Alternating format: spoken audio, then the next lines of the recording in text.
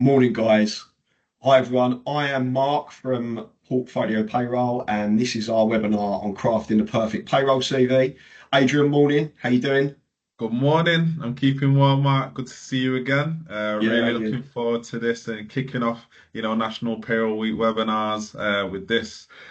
Best thing about how to stand out, and really elevate your career, be able to progress. Yeah, absolutely. I mean, look, I've spent 14 years at Portfolio purely recruiting for payroll roles. So look, I'm by no means, as I said, I know everything, but I have seen a lot of CVs. So look, hopefully I can impart some of that to you guys today. Look, what we're really going to try and do is talk the difference between what is a really good payroll CV. Okay, that's what we're all in. All right, really make those CVs stand out. Okay, there's a lot of questions around this. Hopefully we can go through some of those.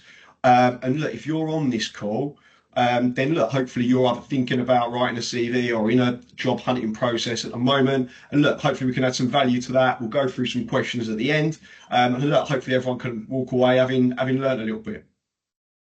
Brilliant. And if you, as Mark mentioned, if you do have any questions, if you just want to pop the questions in the chat, we'll try and get through as many as possible. For any that we're not able to get through today, we will respond to you after the webinar. Perfect. Okay, great. So just kicking off, look, just to sort of introduce I know I've introduced myself already. So look, my name's Mark. I'm one of the directors at Portfolio Payroll. So I've been here for 14 years, purely focusing on that payroll market for all of that time. So look, hopefully I can give you a little bit of an insight into some of the things I've learned during that time. Yeah. Adrian? Yeah, I'm Adrian Goddard, the commercial director within the Chartered Institute of Payroll Professionals. Been in the payroll profession, or been a part of the payroll community since 2012. So it's been 13 and a half years now. Worked for a number of software and services vendors. Also married to an accountant as well, who took the pleasure in teaching me payroll. And it's now been a year. It's been actually a 12-month anniversary at the CIPP. So yeah, it's been absolutely amazing. Definitely a key highlight of my career. Nice. Okay, well, that's us. So, look, let's kick into why we're all here. Okay, right. So, look, pay attention. Okay, look, you do not need ChatGPT to write your CV. You do not need an expensive CV service being advertised on LinkedIn. Okay, this is your crash course in how to write a payroll CV. Okay, there's nothing difficult about this. We're going to go through it all step by step. Anyone can achieve a good CV at the end of this. All right. So, look, pay attention. We'll go through it all together. And as Adrian said at the start, any questions, do let us know, and we can pick them up. All right. So, I think it's really interesting what you said about ChatGPT just on the last slide there, because I think I've been using AI for like the last 2 years, and I think there are some tells and there are some things whereby you can almost know as to whether somebody's written something originally themselves or whether they've had AI write it for them. So I love the fact that you've got that at the top of the list there. I will jump into this a bit more a bit later in, but you are Yeah. absolutely right, and I will pick it up again as we move through. Okay.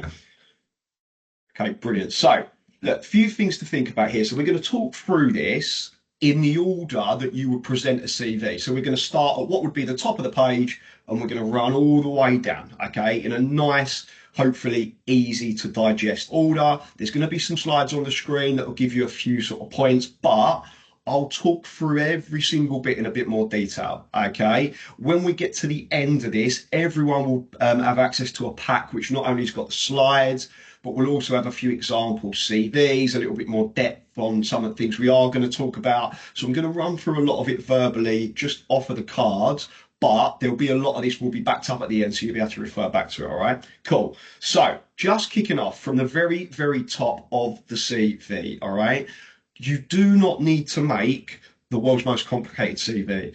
What is really, really important above all else is clarity. A lot of people who are looking at these CVs, whether they're me, whether they're a payroll manager, whether they're a talent person within a business, they are going to be moving through a lot of these at pace. Okay, so what is really, really important is you make it clear and concise. It doesn't need to be an example of your creative ability in putting a page together. It needs to be easy to get the information out that that person is looking for. Okay, so look, first off, and you'd be amazed how often this gets missed. contact details. Okay, front and center at the top of your CV. Okay, we'll give some examples of this in the pack. All right, make sure your name is on there. Make sure your contact details are on there. All right, there is nothing more frustrating than seeing a great CV with exactly the experience you want and not being able to get in touch with that person. Okay, so look, please make sure you've got your email address, you've got your mobile number on there, also a link to your LinkedIn. Okay, I'm not going to do much on LinkedIn in this because we are talking about CVs. It is a separate topic. But if you, even the most basic of LinkedIn profile, okay, if it's up to date, feel free to put the link on your CV. It's actually really, really useful for recruitment and to have a little look and get a bit more background. Okay. You know Um, what, Mark? I love the fact that you've mentioned LinkedIn there as well, because as much as your CV is going to be advertising and promoting your competency and why you're a right fit for that given role that you're applying for, I think your LinkedIn profile says a lot more about you as an individual as well and gives a lot more insight as to how you approach your profession and the kind of voice that you might have within the profession as well. So I imagine that's quite important. this isn't actually something I thought about till you just said that, but you would be amazed how much people look at your LinkedIn and they're not necessarily just looking at your picture and where you've worked, they're looking at your posts. You know, what are Hmm. you interacting with, especially in payroll? You know, it's very, very, we're talking very industry specific. So I think you can actually do yourself a lot of positives by, look, you don't need to be a LinkedIn influencer. Let's not go crazy here, but just having an up to date LinkedIn, okay, is actually a really good point. It's probably a separate thing we could do at a later date, to be honest. But just to touch on that, if it is up to date, get it on the top of your CV. Why not? Okay. Look, this gets asked a lot. You do not need to put your full address on your CV. Okay, I appreciate people get a bit nervy about that, but put your location and make sure it's accurate. Don't just put London.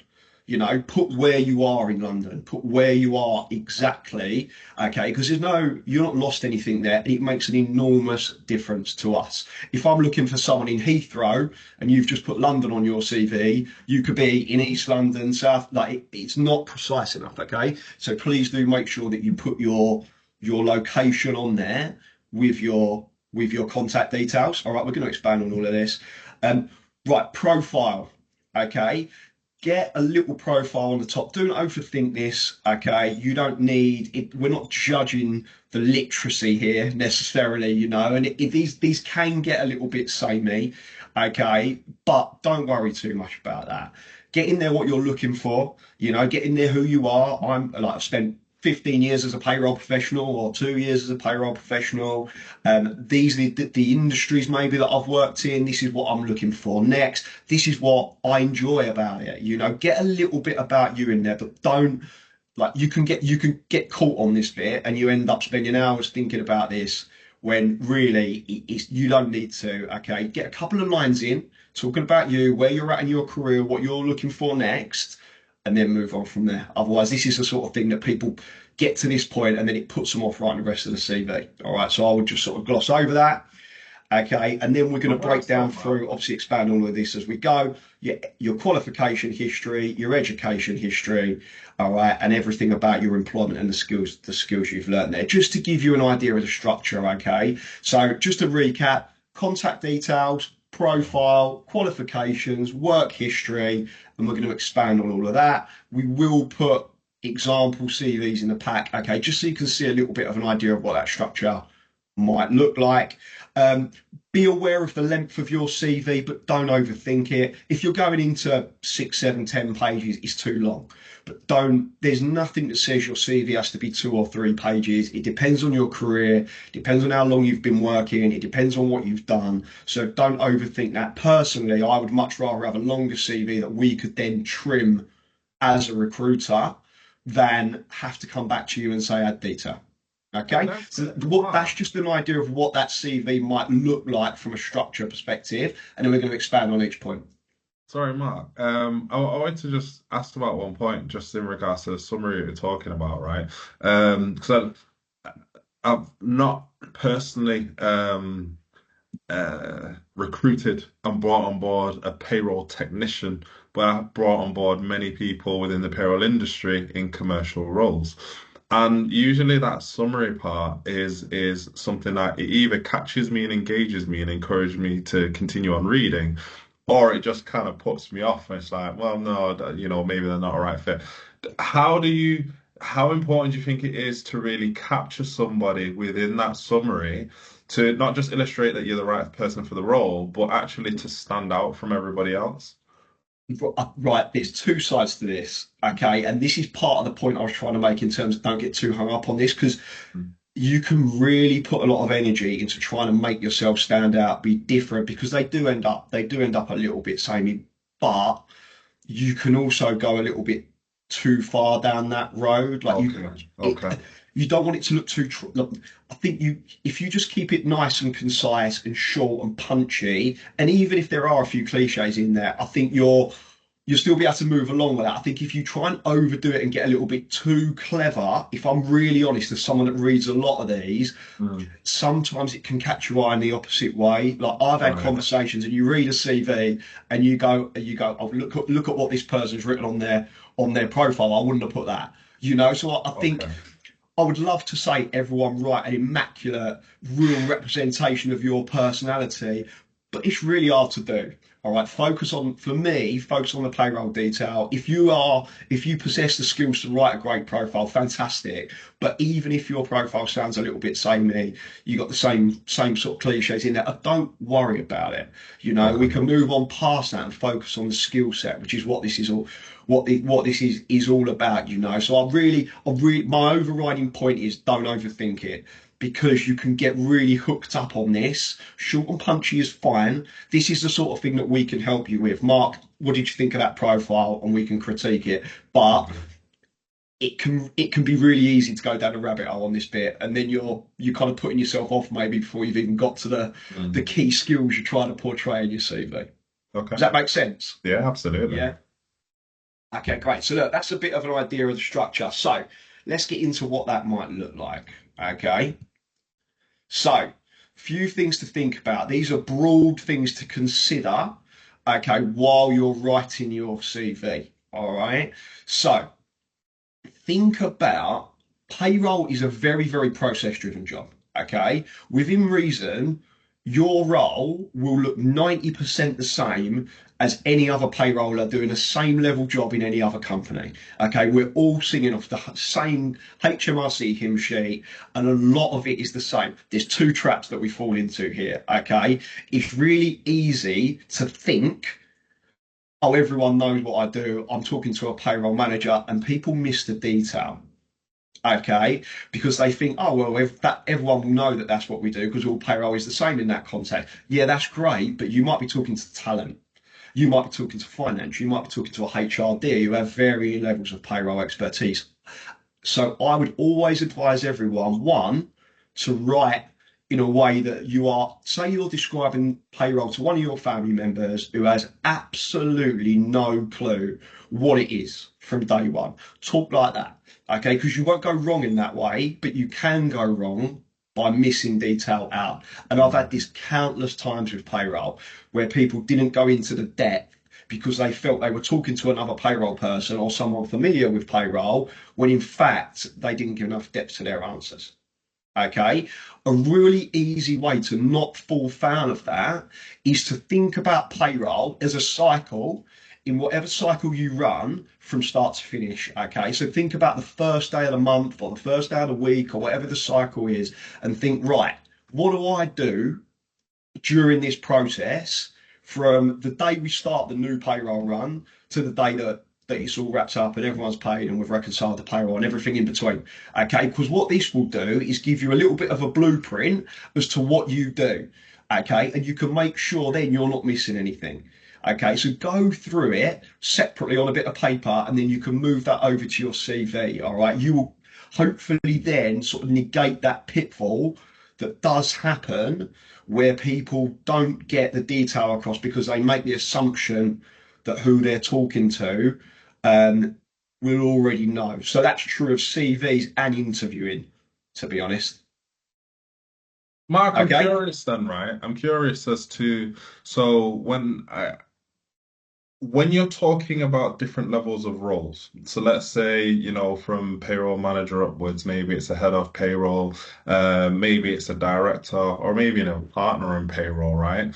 In regards to how they engage with that payroll cycle and their level of involvement, how would you say that typically differs depending on the level of seniority? So I would look, and again, this is actually, look, I put this in the little box. Focus on what you do personally. Mm, Okay, so what I mean by that, so say for example, we're talking about a management CV. We may not be, we may give an overview, and I will get onto this actually. We may give an overview of the payroll, processing an in-house payroll for 2,000 employees using whatever software, but you may not, as the head of that department, be physically processing that payroll. So you can overview it, but get onto what you physically do. What are your responsibilities as the manager? You're talking strategy, you're talking projects, you're talking appraisal, staff management, yeah. um, stakeholder management. That get into what you do, and it's exactly true of a payroll administrator. Talk about what you do. Okay, what do you do with that payroll? What bit do you process? If you only do the holiday calculations, that's cool. Put that. Don't put you do X, Y, and Z if your colleague does the maternity calculations and you don't. Put in there what you specifically cover. Okay. And then one, that will help you stay concise. And two, it will make it clear as to what you're doing. And to you'll also start to show as you progress through your career, you'll show your level of growth and understanding growth. So if we go back to that example of a payroll manager, hopefully if you go back in that payroll manager's CV, what you'll see are payroll administrator roles where they show the evidence of their processing, then a payroll specialist where they maybe show a bit more of a senior complex level of that processing, into management where we're now talking about so you'll show that growth. It Mhm. doesn't matter where you're at your stage, whether you've got your first payroll job or you're a director of payroll with 25 years experience, show what you specifically do. Okay. And this is something that comes up a lot as well, because it's actually really easy to write a payroll CV in some context because you can write the same thing. I could write a fantastic payroll CV, but I can't come and run your payroll. And what I mean by that is there's certain key things that all payrolls do that you could put in there. But if you haven't covered them, that's cool. Be ready to talk about how you want to learn. Okay, and what that growth looks like. We get onto this with the training and the qualifications in a bit. Be prepared to talk about that rather than being tempted to write in your CV that you cover something that you don't. Mm. Okay, that's good. Yeah? Right. So we're going to get into here a little bit about education. Adrian's going to jump in a little bit on this, I hope, from a CIPP perspective. But just for me to start, okay, I like to see this at the top of a CV. So just from a structure, like we said, we've got our profile, education. Okay, so just a few notes from me here. Put on there your school qualification and your university degree, whatever it may be. Do not list, you don't need to list out every GCSE you had. It takes up space, it looks a little bit messy. If you write 7A to C's from the Chafford School where I went in 1999 or whatever it may be, that is absolutely fine. Okay.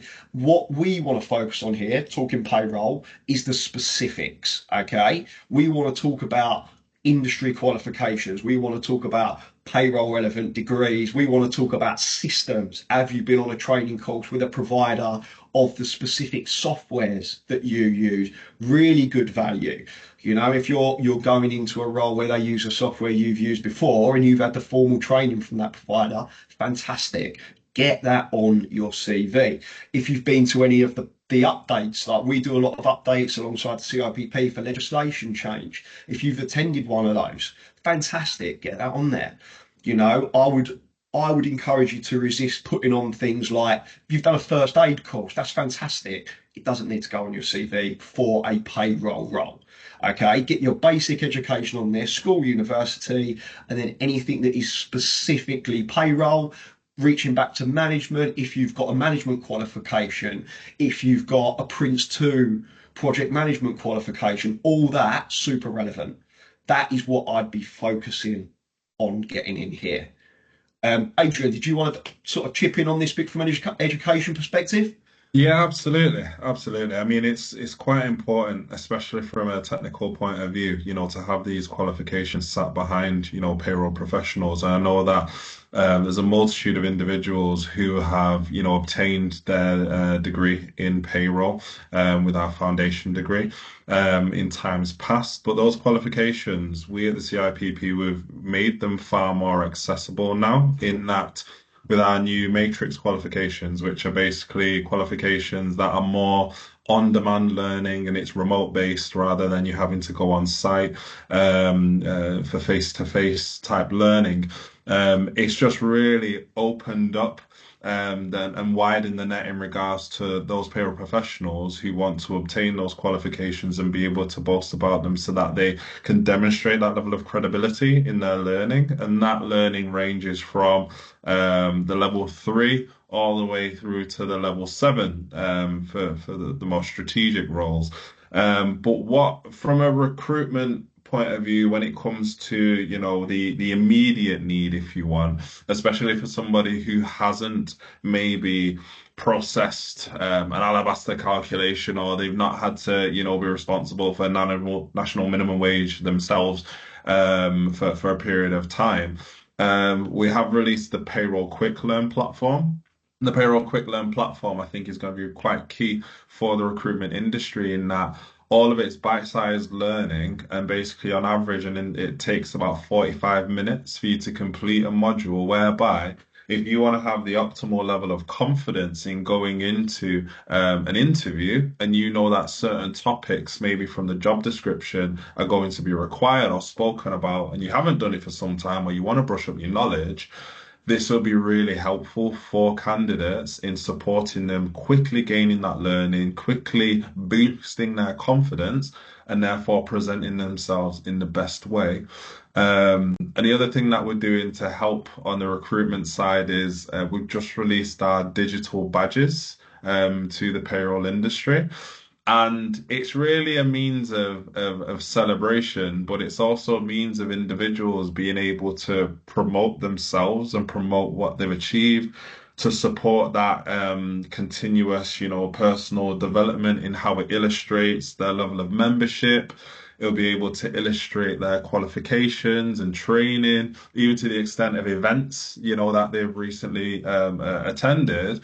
And therefore, if they have that digital badge on their CV, a recruiting manager will be able to just click on that digital badge, see all of those credentials, and see how engaged that individual has been on their journey within the payroll profession. I think that's fantastic. So much value for us there. I've actually seen some of the early ones being talked about recently. I've seen a couple of examples. So I I think it's great. It gives a hopefully gives a sort of history of your development. I know you talked about the learning platform and giving access to that from just talking as a recruiter to be able to talk to a client who is looking for a specific skill set and then be able to tell that client that I'd actually given the final two interviews the access to information and training on that, and then demonstrate the completion of that training via the badge is fantastic. And think about you, like where are you wanting to go in your payroll career? Because like, I'm forever being spoken to by people who say, I want to get into international payroll, for example. Well, fantastic. You might not, it's not your fault you don't have access to that where you are. You're in a business that doesn't do international payrolls. You can't do anything about that. But what you can do is access the information that's available via the platform to expand your learning in these areas. Because then for someone like me, I can then go to a client and say, look, she hasn't got this experience, but they have just done this course, they've done that course. You're showing that desire, Exactly. you're backing up. One, you're backing up the intent, okay, and two, you're giving a physical knowledge base to walk away from that training session with. So I think there's loads we could expand on here actually. And I think again, this is just thinking out loud. I think there's probably a LinkedIn one. I think there's probably an expansion on learning one we could probably do as well Yeah. that we could link back in. But I would encourage. I would look if you've got 25 years experience and you never did the IPPM or whatever it was when it was your at the time qualification. Look, that's fine. We can all work with that. and we will demonstrate it by experience. But if you've got the opportunity to do these learning courses, it's never been easier. You haven't got to go and you haven't Mm. got to go to night school anymore. You haven't got to you haven't got to physically go anywhere. You can access these in short periods of time Yeah. to expand your learning. And if you've taken the time to do it, linking back to why we're here, CVs, get it on your CV. Yes. And tell your recruiter about it. If you're engaging with someone like me or anyone else, talk to them. I've done this course, I've done that course. Mhm. Arm us with that information because we'll be the ones out there sort of banging that drum for you. Absolutely. Love it. All right. But yeah, I think it's definitely conversation for another time, Adrian, but I think there's definitely more we could do on that. Yeah, Um, I think so. cool. So look, just to recap, nice and plain at the top of your CV. Get on there. If you've got a membership, get that front and center. If you've done a degree, if you've done a 45-minute training course online, all really get it in there. Just resist the urge to list out a lot of qualifications that may not apply.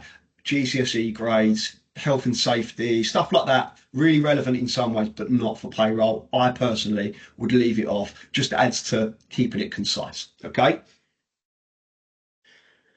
Okay, right, work history. So in any CV, this is going to be the biggest part of the Mhm. content. Okay. And to be honest, this is probably a lot of what I've just said, you could relate to any CV for any industry. What I'm going to talk about now is very payroll specific. Okay, so the information I'm about to give is based on what I've learned and what clients ask me for. And when I send a CV that hasn't got it on, I get a response back saying, "Can you find out this?" Okay, so hopefully there's a lot here that will be really relevant and hopefully you'll go through it and go, oh yeah, oh yeah, oh yeah. But it should be obvious, but you'll be amazed how many people maybe miss off certain things. All right. So I'm going to talk through it all as a means of hopefully giving you an idea of exactly how much detail we want you to go into here. Okay. Because this is the core of it. This is your sell. This is you. This is what I've done in this role. This is how it's relevant to you, Mr. Client, in whatever role you're recruiting for. Okay. So look, bit of housekeeping. When you're laying this out, make it super clear. We'll give some examples of this. Company name, dates of employment, job title. Okay, really clear at the top. All right, and then I would always use a bullet point format. Okay, it's the easiest way to keep it clear. It is the easiest way to give it order. If you start writing big long paragraphs, okay, as again going back to someone who looks at a lot of CVs every single day, it's too easy to move past them if it gets if it becomes hard work forever. And this is true of any literature. If it becomes hard work reading it, people will move on. Okay, Mm. so I would always encourage you to write it in sentences. We're not talking words, okay, but sentence bullet points. Okay, it keeps it clear, keeps it easy to pull information out of. Okay, I'm going to expand on this with the next slide, but just a few things to think about. Achievements. Okay, we're going to get into detail about actually talking about your payroll, but think this is really important. This for me is sort of your profile as such. It's personal. It's only you. The other person in your team that does the same job can write the same content. This bit is you. All right. So I think it's really important. Talk about any specifics that you have delivered. Okay.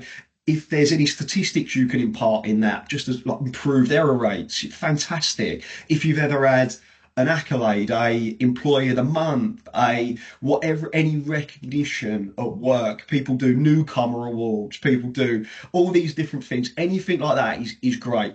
Okay, so there's an opportunity to get this in there. Okay, even like from a management perspective, audits. Okay, things like that. Successful HMRC visits. We went from paper to paperless, all these kind of things. Okay, anything that you personally had a hand in is is an achievement. Is really good, and they're really good jumping off points when you're actually doing an interview as well. Okay, you can leap into these to sort of differentiate yourself and make it a bit more individual. Okay. So, Mark, just while you're on this, right, I'm curious, right, because when you're in a role by nature, especially if you've been in that role for a number of years or you've been in the same organization for a number of years, right, you might be achieving some quite remarkable things, and you might be doing things that are outside of the norm for what you would typically see within industry. But because that's your world and because you're in it every day, how does a person almost kind of look outside of themselves and be able to identify these key achievements that seem normal within the context of their everyday, but actually it's exceptional when you look, I guess, outside of their own confines of their organization? Right, it's a really good question, actually. I have got a little bit about this actually on the next slide. Think, like we said, I'll get onto this again. Think about the day to day in terms of presenting on a CV. Think about what you do on the day to day payroll. We'll get into that in a minute, right? Secondly, this is where this comes in. Okay. So think about anything that you've been through during your tenure with that company. Think about projects. Okay. Oh, we implemented a new payroll system. You might just take that as that was just part of the day alongside the day to day. But there's Yeah. so much value in that to present to a potential client. What system did you implement? What was your, even if you were, even if you wasn't heavily involved in it, but you've seen that through, still of value, or you might have been involved in a little bit of testing, or you might have anything like that is of value. And the point I'm trying to make here is think about things outside of day-to-day payroll that you've been through. You might have implemented a time and attendance system. You might have had when you turned up the error rate may have been higher than it is now. May not have been Okay. bad, but may have been higher than it is now. And you could Mm. put was part of a team that improved the error rate from X to Y. You know, Okay. think you're gonna you I can't really do that bit for you, because you're gonna need to think about your own personal experiences. But do think about if you just for example, I'm just thinking out loud here. If you say you've been in your role for 2 years for the sake of argument, think about what it looked like the first 3 months compared to what it looks like now. That might get you into the frame of mind to think, right, what has improved? How have I had a hand in that? And the obvious stuff, if you've been given a particular accolade, like, I mean, look, we bring it to like, if you're in the CIPP conference, if you've been part of a team that's won an award, brilliant, Mm. get that in there. Like all these kind of things. But what you'll need to do is kind of separate your, okay, that's what I do day to day, and Yeah. then think about, right, what other things have I been involved with during my time at this company, and what can I say I've been part of the improvement. You don't necessarily need to have been the lead, Yeah. Yeah. but to just show any of those positives, I think is really good. And you'd be a lot of managers do it well because they'll talk about projects. I'll get onto this in a minute, but a lot of managers do it well, but in their CVs, but you don't often see your day-to-day person with a few years experience maybe doing it well, maybe like, and have the confidence to do it. If you put something on your CV that you can back up, go for it. All right. I'm at no point am I saying put, as we said at the start, don't put things on you can't do, but don't be afraid to shine on what you have done.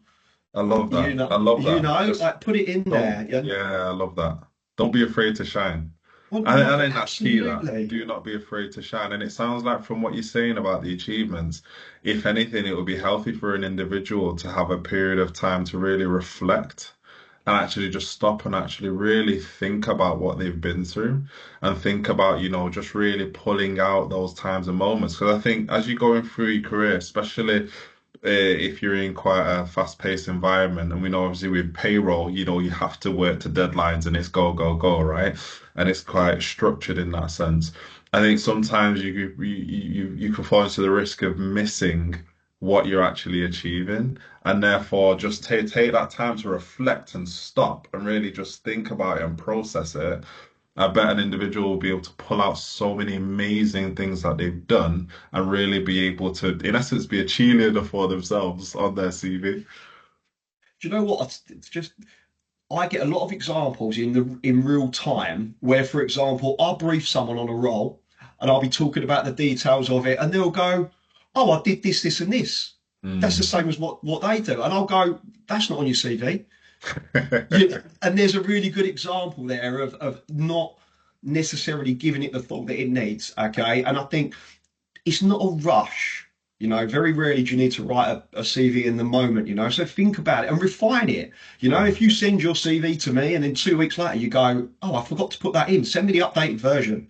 I'm always keen to get that. It's not it's not a finite thing. Once you've produced it, we can amend it. That's all cool. So, but getting in that train of thought of specifics that you've achieved, I think is great. And being able to evidence that on a CV and then being able to sell that at interview is Yeah, great. brilliant. Okay, just a few things to think about there. So, in terms of what I'm going on to next are some sort of bullet points about really the nitty gritty of the payroll. And what I'm trying to do here is to get you thinking about the sort of content that needs to be included. Mm. Okay, so I'm going to kind of rattle through this, but hopefully you'll follow and get a bit of an understanding of where I'm going. So when I went back to saying, right, think about what you do from the first day of the cycle to the last and list those out, this is a bit of an expansion on that.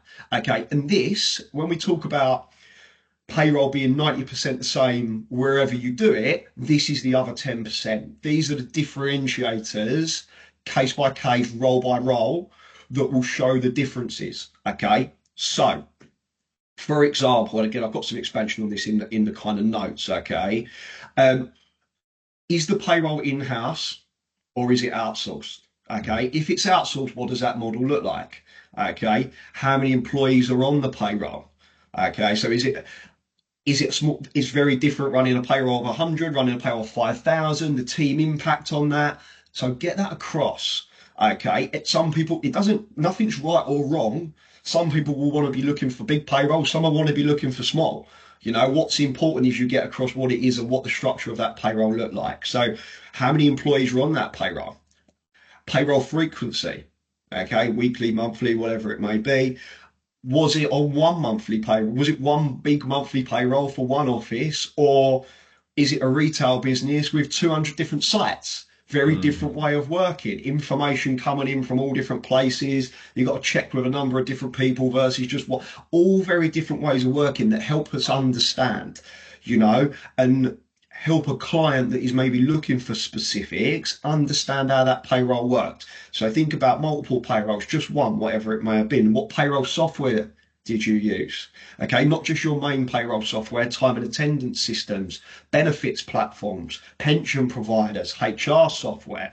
All that stuff is really relevant. If I can show you someone that's used your software before, all right, it may not be essential, but it'll always be an advantage. Okay, Yeah. so get it on there.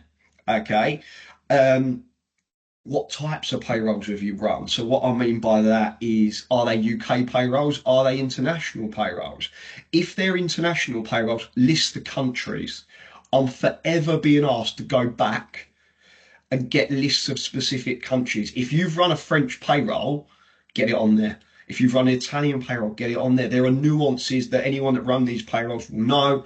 Okay, get it on there. It is from our perspective, from your perspective, whether it's me selling your CV or you applying, if I know I'm having trouble with a French payroll, which is often the case, okay, if I know I'm having trouble for the French payroll and I've got front and center, you've done French payroll before, that's catching my eye. If I've got front and center that you've run a multi-sited payroll and my payroll is across 50 sites, that's catching my eye. This is what it's all about, the little details that provide the hook for me, for the talent person, for the payroll person, whatever it may be. These are how we really get the detail in that makes each role look different, but also gives us those hooks for the individual roles to kind of cling on to. Yeah. Okay. Um, right. Think about alongside the day-to-day payroll, what else does my team do? Do we operate the benefits function? Do we process the pensions? What does that look like? Is it industry specifics? For example, if you spent a lot of time in financial services, stock options. Okay, what again I'm getting at is the nuances of each payroll. If you're in a sales environment, commission payments. Okay, all these little tiny things that you probably just, as Adrian said earlier, you just do as a matter of course are specific. Get it on there because if I'm speaking to a bank and you've worked at a brokerage doing commission payments, bonuses, equity allocation, all this, that's really relevant for me. Get it in Mm. there. Okay, so we're talking about if you work in the public sector and you do teachers' pensions, Really specific skill we get asked for a lot. LGPS, local government pensions, all these type of things are specific to industries and roles. Get them on there. Okay, it'd be really easy to write process pensions, but you're doing it at a university where you're doing teachers' pensions and you're doing local government pensions, or uh, doing it for a bank and you're using multiple providers, whatever it may be. What I'm trying to get at is if you've got those, think about the detail within, get those specifics on there, and they are all tools we can use. So Mark, I'm curious, right? And I think definitely the specific route sounds like it's vitally important from what you're saying from the CV writing. But I mean, I generally speak to a lot of payroll professionals, right? And I've spoken to so many whereby at a certain point in their career, they decided to pivot and they wanted to go in a Yeah, different direction. So yeah, we might have a list of some of these specialisms, maybe it's specifically public sector, and maybe now they want to move into private sector, for example. So for somebody who has a certain type of specialism, but they want to gear up themselves to pivot and they want to apply for a role which maybe doesn't necessarily align with some of the specific attributes that they have, how would they go about writing that? I think it's a really good question. And right, there's a really good example of this with pensions. Okay. Okay. Right, however many people are on this call, if you want a job in pensions, ring me immediately. Okay. There are not enough of you out there. Okay. It's something we're constantly asked for. Okay. So, for example, if you'd been in pensions and you wanted to make that move, there's a couple of things that you could do. All right. Look, play play to your strengths. If you're looking for a pensions role, put your pensions experience front and center. You might want to drop if you're looking at a payroll role, my top line would be in-house payroll for 5,000 using X system. But if I'm looking for pensions, it wouldn't be that. I'd get it front and center and I'd drop the payroll experience down the bullet points. Get it front and center at the top. Let's link back into the qualifications. What are we doing to expand our knowledge? Is there anything that we can highlight there? Are there any learning platforms that we can engage to further that? There's another really good example with comp and bends. Very lucrative, and a lot of people made those transitions from payroll to comp and bends. Again, get it front and center if that's what you're looking for, and tell your consultant, look, I'd really love to make this pivot because we can support that. If you're just applying for a role, someone might go, oh, their job title's payroll and benefit specialist. I need a reward specialist. But by talking to us and telling us specifically about what you're looking for and your experience of that, we can tailor your CV, like we just said, and we can have those conversations on your behalf. Versus maybe a system that gets your CV, doesn't see the keywords that it wants and kicks it out again. Mm. Okay, so play to your strengths, put them front and center. Think about the development that you can do alongside that. But there are loads of pivots you can make. And to be honest, I see people pivot and pivot back as well, for specific roles. So that would be my advice. Get it front and center if that is something you want to pursue, but also if you're being supported by an agency, talk to your consultant, make that clear, and then we can sort of act on your behalf in that direction as well. Brilliant. Okay. Okay, great. So getting on to sorry, right. So just to recap here. So what I've gone through there is the details of what you really want to think about including, okay, in your CV detail for the job. Also, think about the process itself. We spoke about this earlier in terms of, look, all your statutory calculations. Do you do them all? Great, put them in there. What ones don't? If you don't do them, don't put them in there. Think about the process. Get all that in there. Okay. Again, we're more than happy to provide a little bit of critique on that. So there's a slight break here. All right, and with what I would do next. So I've got my nice neat job title. I've got my company, I've got my dates, I've got my job title, I've got all my specifics of the payroll we've just spoken about.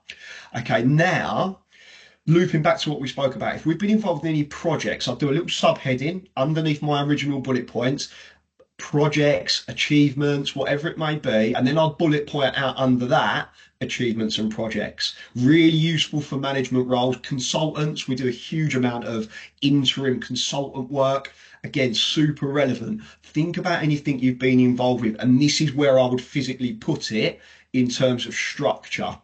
Okay, so get it under there. Any achievements, any projects you've been through, um, get that in there at that point. I think it's really neat. You're getting the payroll detail there.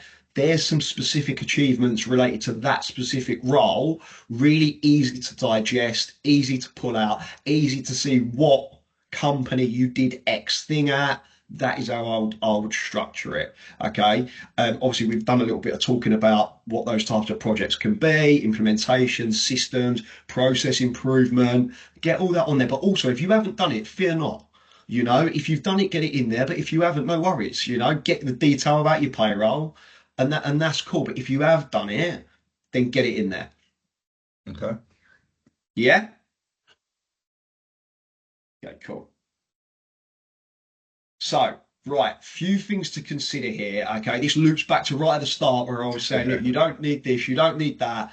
Okay, look, hopefully what you've seen so far is some detail on what to think about when you're structuring your CV. All right, so I'm just going to recap ever so slightly here before we get into this. All right, look, think about the clarity of the structure. Get the details that you need, your contact details. Okay, it sounds obvious. You'll be amazed how many haven't got a telephone number on there. Get a profile in there. Don't overthink it. Okay, and then get your education history, focusing on the industry experience, like that what Adrian was talking about, the CIPP further learning. Okay, then we're going to get into your career history, nice and clear, detail out the company, the dates, the job title, what we've just spoken about, the detail underneath. Think about your cycle, what you do every month, every week, start to finish. Think about those details I've just gone through in terms of the type of payroll, the frequency, the systems. Okay.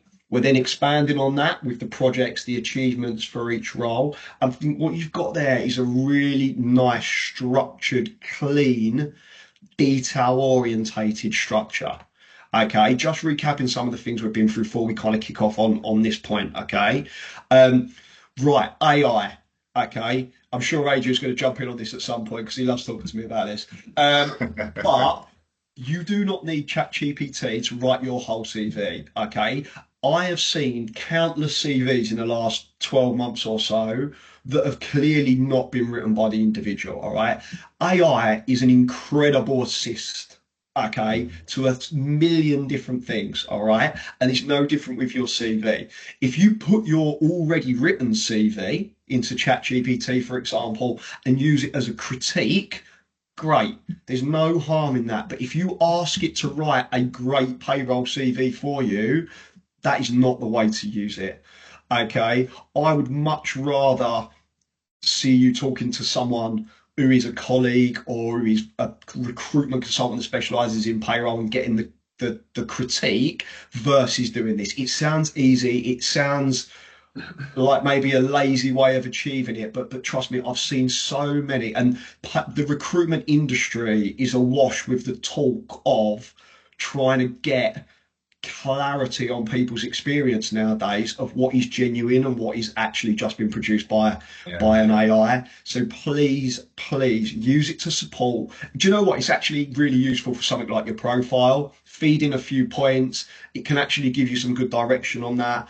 Okay, but please don't rely on it too much. I would always encourage you to get a CV written first in your own words, okay, than and then maybe use AI if you really wanted to critique it, or someone like me to critique it, then really rely on it from the start. I think this is such an important topic, and it's so super interesting, right? I think you just to pull out one thing that you said is that AI is an assist, right? It can assist, like it can help to spruce up a little bit. But like I said, there are so many tells with AI. Again, using AI for a number of years, even when I read like social media posts and things like that, you can kind of tell when You can somebody's always actually tell. used AI to write it or whether they've written it themselves.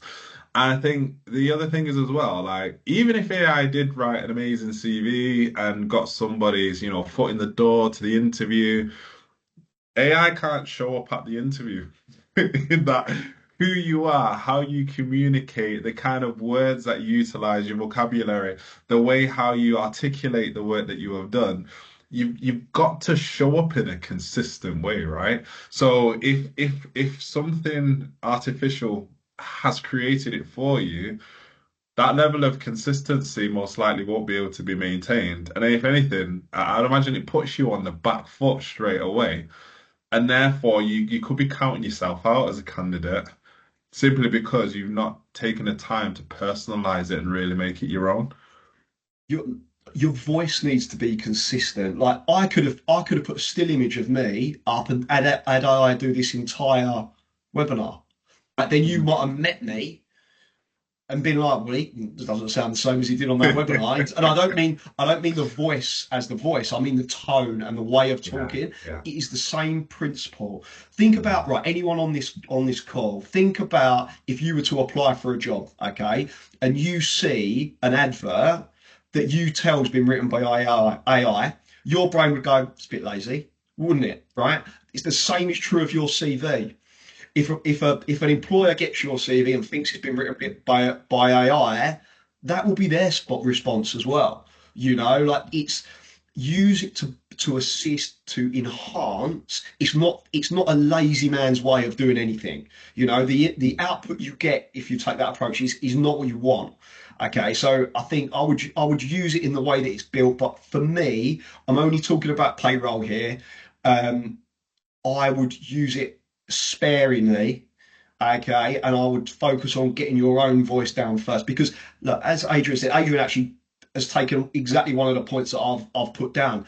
But you will be talking through this CV face to face with somebody, and if it is written in a way that clearly isn't consistent with the way you talk, then whether it was written good or well or badly is irrelevant. It's just not consistent. You want someone who talks in the same voice that they write. It's like I've put these slides together. If it was written in a completely different voice, it doesn't work for me saying them. Your CV is the same. Okay, so please use it sparingly because we will end up at a point, you will do your job search more harm than good.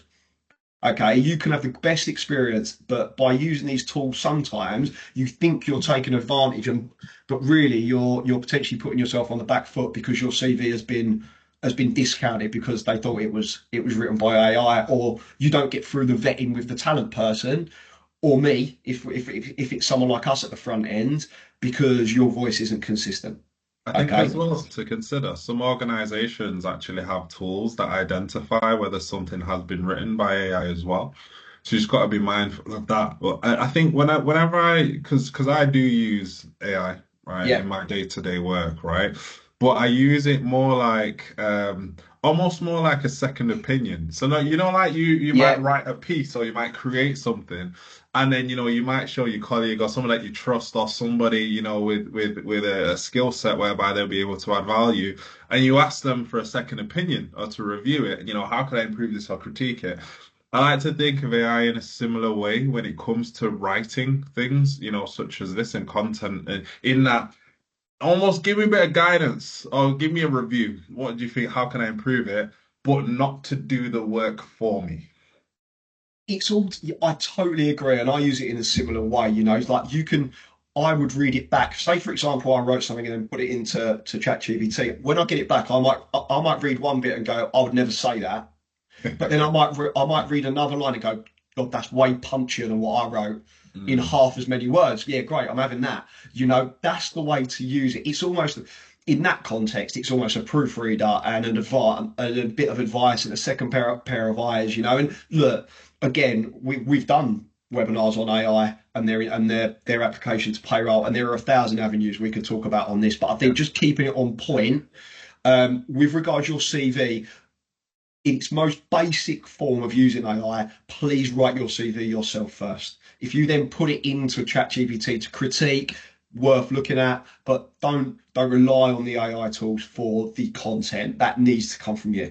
Mm, Okay, we've actually gone back and forth about few of the things I've sort of said on here. Right, keywords. Okay, a lot of the applications you make, if they're not via an agency, will be via a system. So you'll click on an advert on LinkedIn, your CV will then enter a portal of some description, a system where that application will be managed. Now, there are a lot of AI. These are either keyword generated or AI generated or both. Okay, so they will be looking for specifics. Okay, this is where the detail comes in. The word payroll, okay, will be a keyword, but it's not necessarily what we're talking about. These these systems may have been programmed to look for people with workday experience for this exact role, for example.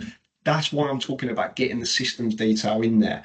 They might be looking for someone with retail experience, you know. So the things we've talked about in terms of the detail would help link up with the algorithm that's looking for those points. So just if you focus on the detail, the keywords will take care of themselves from a payroll perspective. Just by writing a payroll CV, you will write the word payroll a lot, you know, as a passing kind of result. But just don't be too aware of it. But it's something just to help you guys understand what that process looks like nowadays when you do apply for a role. And as Adrian said, part of this as well, they will spot AI written CVs and kick them out of the process.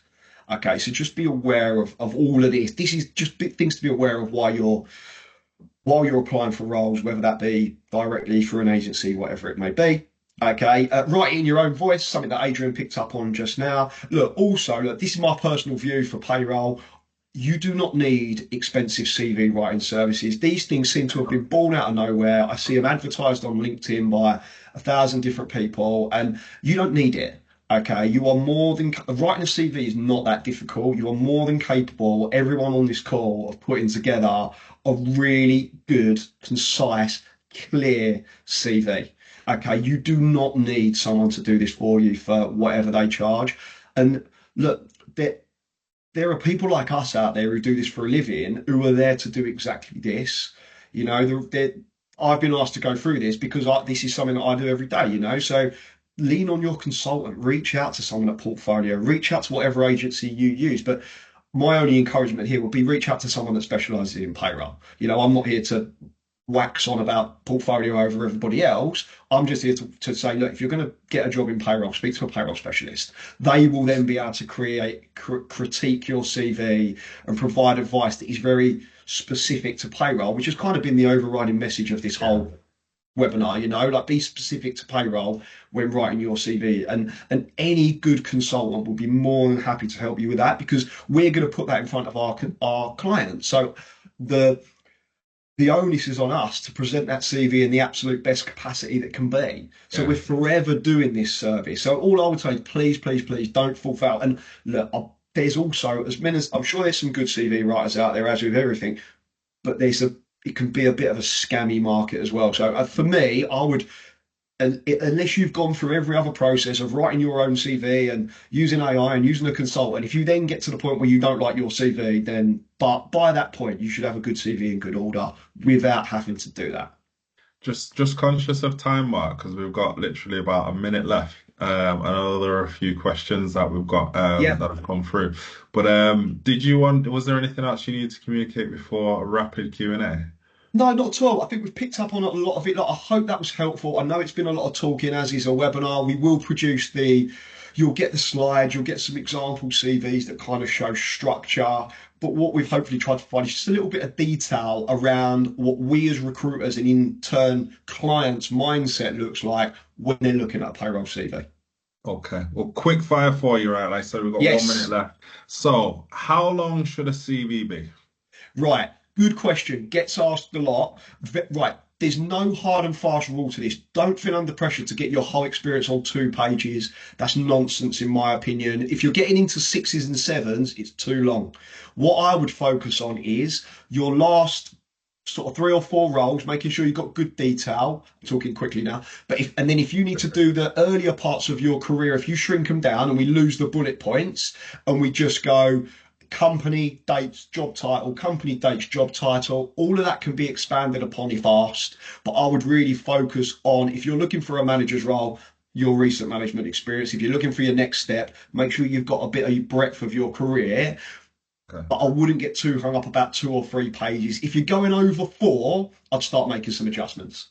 Okay. All right. Next question. How much do you emphasize AI competency within a CV? And do you even need to right now? I personally, I would, again, goes back to sort of only express what you've genuinely done. If Mm. your employer now employs an AI payroll solution that you understand and you use in practice, absolutely evidence that. There is absolutely no bad point in that whatsoever. Again, training, have you been providing any training on that? Can we link that back to the qualification section? But it's not essential. You don't need, it's in the industry, it's growing all the time, it's going to be here to stay, but it isn't a deal breaker for anybody at this point. If you've used it, fantastic, explain to us how it works. If you haven't, don't worry about it. Over time, we're all going to be there, but that time isn't right now. Okay, last two really quick. Should you add a picture to your CV? Right, again, gets asked all the time. Right, so my take on this is I don't see enough added value Okay. to do it, given there can be negative implications, unfortunately. So if you really want to do it, okay. Personally, I don't see the gain in it, so I wouldn't. Okay, but what you can do, okay, is you've got your LinkedIn profile, okay, where you would link this back. It's not really about the picture, it's just about a clean slate. And you do also, some systems reject them because unfortunately it is a means of discrimination. So Right. some systems and companies will autopilot reject that, but you may not be notified of that. You might not be told that was why. You might just get the notification. So for Okay. me, unless it's been specifically requested, I don't see enough added value versus the potential other implications. I would leave it off. Okay. And very last question. How do you communicate your continuous personal development in regards to demonstrating that besides all your qualifications and things you've done in times past, that you're still continuously learning now? I think, look, don't, if you're going to do the courses, okay, and you're going to go to the whatever they may be, what the events that we put on and the COP put on, tell people about it. Don't develop and learn in quiet. If you're doing these courses, make a fuss about it. Look, it links in really nicely to the badges that we spoke about, which is essentially a learning history. Not everyone's going to have access to that, but you can still make that evident on your CV. You can still make that evident verbally. When you're in interview, listen. And again, interviewing is a totally separate thing. We could do another thing on, but listen to what people are saying. And if you've done some learning on that specific, then make sure you're evidencing that. I would say if you're doing the learning, okay, which I would encourage anyone to do, regardless of level, make it clear that you're doing it. Make a noise about it. Whether that be putting it on the top of your CV, using the badges, whatever, talking about it in your interview, talking about it to me when we're having a conversation about a role. Just if you're doing it, don't do it quietly. Nice. I like it. I like it. All right. We've run out of time now. Any other Q&As that we have, we will respond to you in writing. But really appreciate the questions that have been put forward. Yeah, great. Look, hopefully that was useful. Look, I'm not going anywhere. I still exist out there. So look, if there's any questions, like find me a note on LinkedIn or whatever it may be. I'm more than happy to answer anything specific. Any of the guys at Portfolio will be more than happy to go through anything that's been spoken about on this. And yeah, hope it was useful. Brilliant. Great spending time with you today, Mark. Yeah, and you, Adrian. Nice to see you. Thanks very much. All right. Thank you. Take care.